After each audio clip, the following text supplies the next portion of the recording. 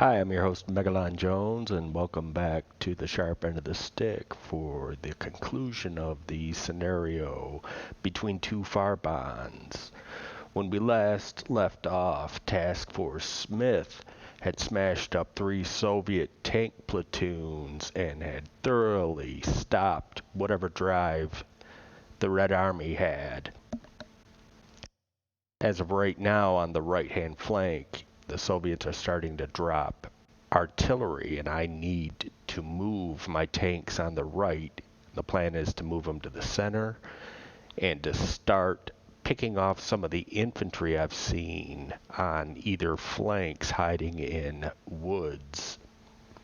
In addition, we've just received 2 M150 tow vehicles, which are going to cover the movement of the tanks. Just as my starships start to move, the artillery comes in hard. I lucked out here.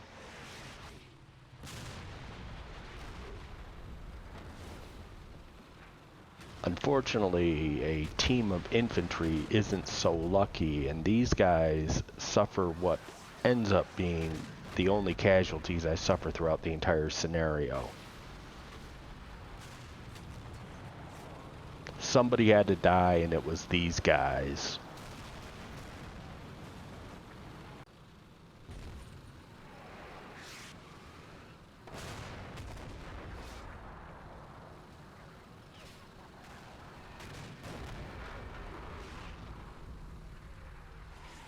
My own feeling is that there's more coming and that this precedes everything.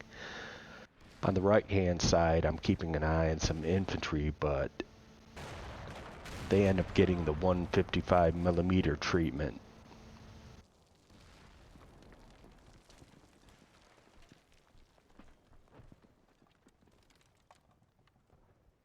And I don't see anything else from them for the remainder of the scenario.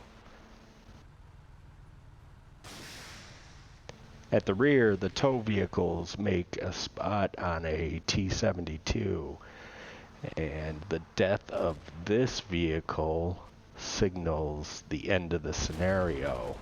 It's kind of anticlimactic. I'd like to apologize for the shortness of this video. My standard operating procedure is to play about half the scenario, film it, upload it to YouTube, then do that again, and you'll have 2 parts. What I didn't know is that I had practically beaten this scenario at the end of the first part. From here going on, I'm just going to play the scenario out fully, record it all, and then if it's too long, put it into 2 parts. My thoughts on this are I sort of lucked out. The artillery barrage missed everything at the beginning, that huge rocket artillery barrage. I was able to keep the Soviets at a long range in which the shillelaghs could work. Looking at the results, basically all my kills came from the starships firing shillelagh missiles. The infantry did nothing. The artillery basically just blinded the Soviets. There are a couple units on the map left over that I didn't know was there. There's a T-72 and a platoon of motorized rifle infantry, BMPs, I didn't know were there. Well, my thoughts on Cold War is that Battlefield hit it out of the park. Do not hesitate to purchase this. I'm going to be doing another video about 1/3 the way through another scenario. I'll be playing as the Soviets, and look forward to that probably next week. And I hope everybody enjoys this abbreviated edition and enjoy your time.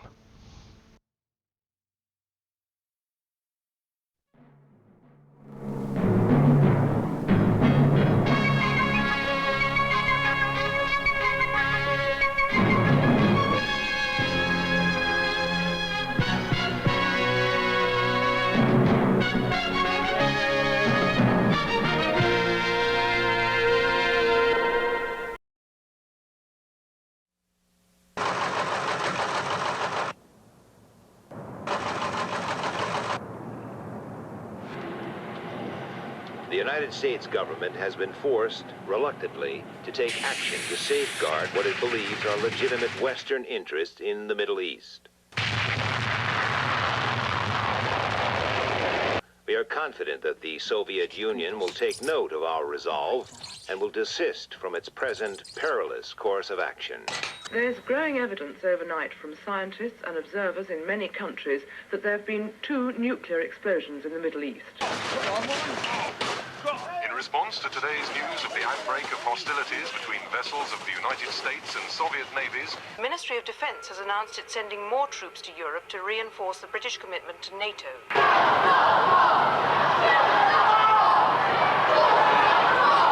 This time, they are playing with, at best, the destruction of life as we know it, and at worst, total annihilation. You cannot win a nuclear war! The time has now come to make everything ready for you and your family in case an air attack happens. When you hear the attack warning, you and your family must take cover at once. The most widespread danger is fallout. Quite good. Attack warning. Attack warning? Is it for real? Attack warning? It's for bloody real. Is it? You can't just do a piece like that.